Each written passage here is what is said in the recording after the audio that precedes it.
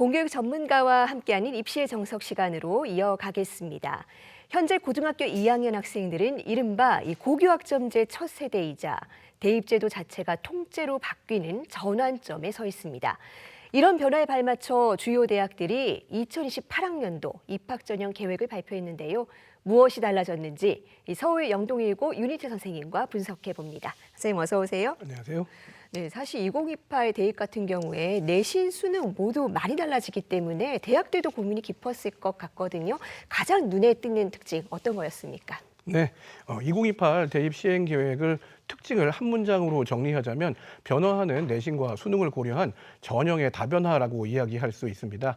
수시 모집에서 전체 정원의 80%를 모집하고 정시 정원에서 20%를 모집하는 추세는 예년과 큰 차이가 없었지만 그동안 정시 모집에서 정원의 40%를 선발했었던 서울대, 연세대, 한양대 등 인서울 주요 대학들이 정시 선발 비중을 30%까지 줄였습니다. 이는 계열이 없어지는 수능보다는 계열 구분이 가능한 수시의 다양한 전형들에서 우수한 인재를 먼저 확보하려는 의도를 엿볼 수 있습니다.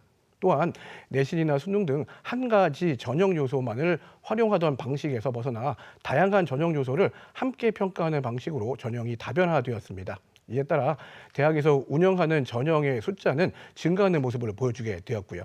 이는 내신과 수능 체계에서 큰 변화가 생기기 때문에 대학이 다양한 방법으로 우수한 인재를 안정적으로 선발하겠다는 의지를 엿볼 수 있는 요소들입니다. 네, 특히 눈에 띄는 부분이요. 그동안은 점수 위주로 보던 교과 전형이나 정시 모집 같은 경우에도 학생부 보겠다는 대학이 많이 늘었습니다. 이건 어떤 의도가 담겨 있는 걸까요? 네, 대학에서 대입제도와 교육과정의 변화에 대응하여 선발의 안전장치를 마련했다고 판단할 수 있을 것 같습니다. 우선 교과 전형의 경우 기존의 교과 100%의 전형들이 감소하는 모습을 이미 2027 대입부터 볼 수 있었고요. 가장 큰 이유는 대학에서 내신 5등급 체제에서의 변별력을 예측할 수가 없기 때문에 교과 성적에 학생부 정성평가 요소를 반영하여 변별력을 높이려는 것으로 보입니다. 또한 수능 최저 학력 기준을 도입한다던가 교과 반영 방법을 변경하는 등 다른 변별력을 줄 수 있는 요소들을 도입하였습니다. 정시에 수능 위주의 전형에서도 고교 내신과 학생부 정성평가를 도입하는 학교들이 증가했습니다. 서울대, 연세대, 한양대, 건국대, 동국대 등이 학생부 정성평가를 수능 성적과 함께 반영하고요. 고려대, 서강대, 경희대 등은 내신 성적을 수능 성적과 함께 반영합니다. 또한 성균관대, 중앙대 등은 수능 최저 학력 기준과 학생부 정성평가를 더한 종합전형의 형태로 정시 모집에서 학생들을 선발할 예정입니다. 학생부 정성평가의 반영 이유는요. 통합형 수능의 시험 범위에는 미적분 2나 사회과학의 일반 또는 진로 선택 과목이 수능 범위에서 빠지면서 대학이 고등학교 교육과정을 수능의 보조소단으로 보고 판단하려고 하기 때문입니다. 내신의 반영 또한 3학년 2학기 때까지 성실하게 학교 생활을 한 학생들을 선발하겠다는 대학의 의도를 확인할 수 있습니다. 네, 반면에요. 이 학생부 종합 전형은 서류만 보지 않고 또 수능 최저 기준을 두거나 면접을 강화하는 추세입니다. 이건 어떤 의도가 담겨 있는 걸까요? 네, 종합 전형의 경우에는요. 이전까지 서류 100%의 전형들의 비중이 가장 높았습니다. 하지만 2028 대입부터는 인서울 상위권 대학을 중심으로 종합 전형에서 수능 최저 학력 기준을 도입하는 전형들이 늘었습니다.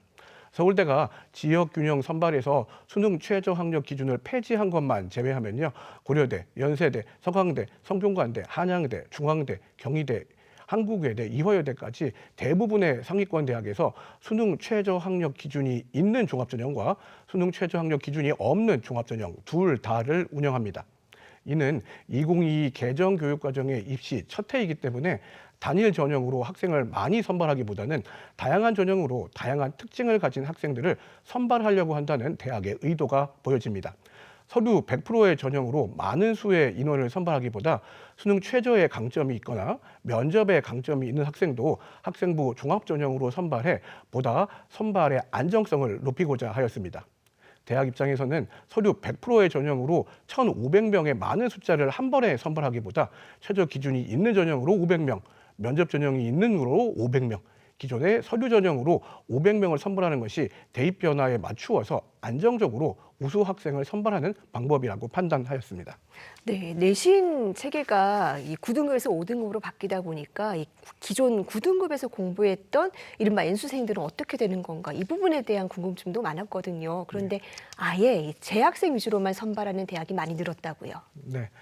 재학생과 졸업생이 내신 체계가 다르잖아요. 그렇기 때문에요. 지역 균형 선발을 중심으로 지원 자격을 재학생으로 제한하는 전형들이 늘었습니다. 기존에 서울대, 고려대, 연세대 등이 지역 균형 선발과 교과 전형에서 재학생만을 선발했었는데 2028 대입부터는 서강대, 성균관대, 한양대, 중앙대, 경희대, 이화여대 등 상위권 대학들이 교과 전형에서 졸업생의 지원을 제한하고 있습니다. 이렇게 지원 자격에 제한을 두는 가장 큰 이유는 졸업생의 9등급제 내신을 재학생의 5등급제 내신으로 완벽하게 환산할 수 없기 때문입니다. 대학들은 그동안 이 환산 방법에 대해서 엄청난 연구를 해왔는데요. 5등급과 9등급을 산술적으로 매칭하는 방법, Z점수를 활용한 환산법 등 다양한 방법을 시도해 보았지만 5등급제 표준 편차가 제공되지 않는 그런 단점을 갖고 있기 때문에 정확한 매칭이 이루어지지 않는다는 결론을 내리게 되었습니다. 따라서 공정한 경쟁을 위해서는 상위권 대학들을 중심으로 같은 내신 체계끼리만 교과 성적을 비교하는 방법을 선택하게 되었습니다. 네, 그런가 하면 통합 수능이 되면서 대학별로 점수를 계산하는 방식도 굉장히 다양해진 것 같아요.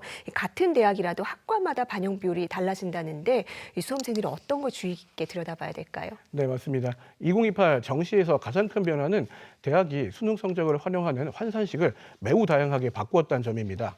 우리가 정시 요강에서 보는 국어 30%, 수학 40% 이런 반영 비율인데요. 이전까지만 하더라도 같은 대학 내에서는 계열별로 나눠놨습니다. 하지만 2028 대입부터는 같은 대학 안에서도 계열이 아니라 학과별, 영역별 반영 비율이 전부 다 다르게 만들어놨습니다. 또한 두 가지 반영 비율로 점수를 계산하여 높은 것을 지원자의 환산점으로 하는 경우도 많아졌습니다. 쉽게 말씀드리면 수학을 많이 반영하는 반영 비율 유형 A와 국어를 많이 반영하는 반영 비율 유형 B 이렇게 두 가지를 모두 계산한 다음에 A, B 유형 중에 높은 점수가 자기 점수가 되는 거죠. 또한 통합형 수능이 되어서 변환 표준 점수가 쓸모가 없어짐에도 불구하고 성균관대를 비롯한 일부 대학들은 국수영탐 모든 영역을 변환 표준 점수로 활용합니다. 승소적 분포, 발표 다음에 대학의 조정 점수를 새로 만드는 식인데요. 이렇게 반영식이 다양화되고 변환 표준 점수의 활용이 증가하게 되면 장단점이 동시에 발생합니다. 학생들이 모든 영역에서 점수를 잘 받지 못하더라도 본인에게 유리한 반영식이 있는 대학으로 지원할 수 있다는 장점도 발생하지만 학생들이 수능 성적표에서 보는 본인의 점수와 대학 지원 시 사용되어지는 대학별 환산점의 차이가 커지기 때문에 예측 가능성이 너무 커진다는 그러한 단점도 동시에 발생하게 됩니다. 네, 뭔가 전형도 굉장히 많아지고 정시는 수시 같고 수시에서도 수능 점수 보고 변화가 워낙 커서 재학생들이 느끼는 압박감이 커질 것 같거든요. 부담이 전반적으로 늘어나는 겁니까? 꼭 그렇지는 않습니다. 대입의 가장 큰 축인 내신 평가와 수능이 바뀌면서 재학생에게 불리하다는 예측이 많았습니다. 하지만 2028 대입에 해당하는 학생들은 최근 5년간 중에서 가장 학력 인구가 적은, 다시 말하면 가장 경쟁이 낮은 가능성이 있는 집단입니다. 또한 2028 시행 계획을 살펴보면 교과 전형을 중심으로 재학생끼리만 경쟁하는 전형들이 증가하는 모습을 보이고 있습니다.